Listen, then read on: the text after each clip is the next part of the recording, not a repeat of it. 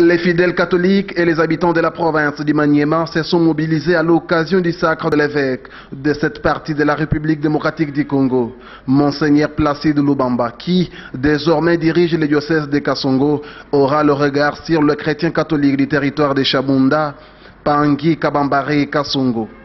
Notons parmi les officiels de la RDC, Matata Mponyo Mapon, Premier ministre du gouvernement, représentant personnel du chef de l'État Joseph Kabila à cette cérémonie.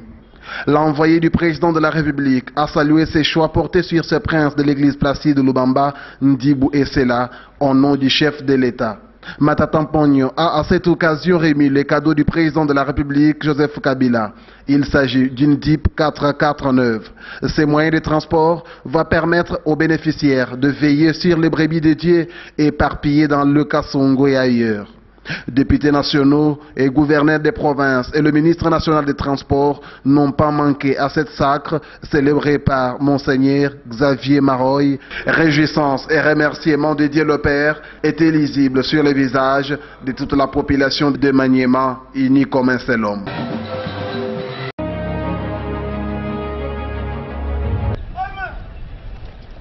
Sous le haut patronage du gouverneur de la ville-province de Kinshasa, André Kimbuta Yango, le comité provincial de l'Association nationale des écoles privées agréées à Sonepa, ville de Kinshasa, a organisé samedi un défilé à la place du cinquantenaire dans la commune de Kassavubu.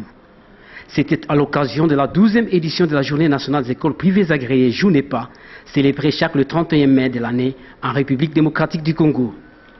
La sécurisation des écoles privées agréées par la nouvelle loi cadre promulguée le 11 février 2014 sur l'enseignement national, tel est le thème retenu cette année pour la Junepa.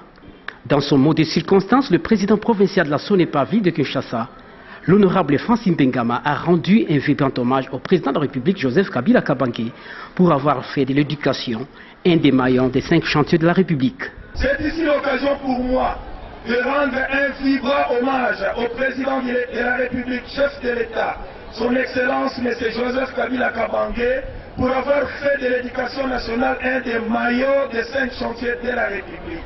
La promulgation de la nouvelle loi sur l'enseignement national témoigne sa volonté d'assurer la formation de l'ensemble de la jeunesse congolaise sans exception aucune.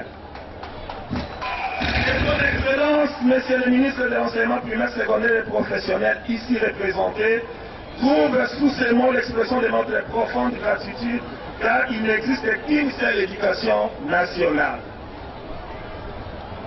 Je m'en voudrais si je n'adressais pas mes remerciements à l'endroit de son Excellence, Monsieur le gouverneur de la ville, André Kimbuta Yango, qui depuis son avènement n'a ménagé aucun effort pour soutenir et appuyer les écoles privées agréées, notamment par la sécurisation de nos écoles devant les tracasseries parfois injustifiées de l'administration fiscale.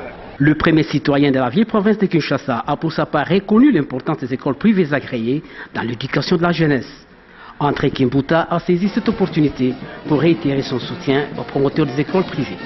Il sied évidemment de relever que l'État a le devoir non seulement de construire des écoles et de les équiper, mais aussi de veiller au respect des normes de fonctionnement de ces écoles et à la qualité des enseignements qui y sont dispensés. Mais, devant une pression démographique galopante, articulée aux exigences d'une formation éducationnelle de qualité, accessible au plus grand nombre, l'État a initié le partenariat éducatif qui lui permet de confier une frange de cette mission de service public au privé.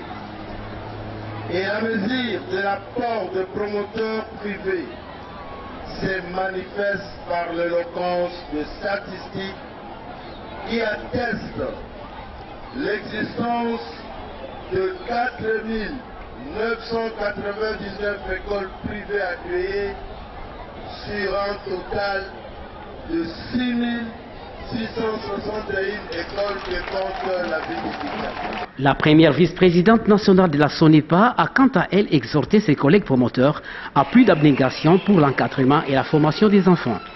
Madame Samba a également invité les enseignants à travailler avec conscience et professionnalisme afin d'assurer un enseignement de qualité.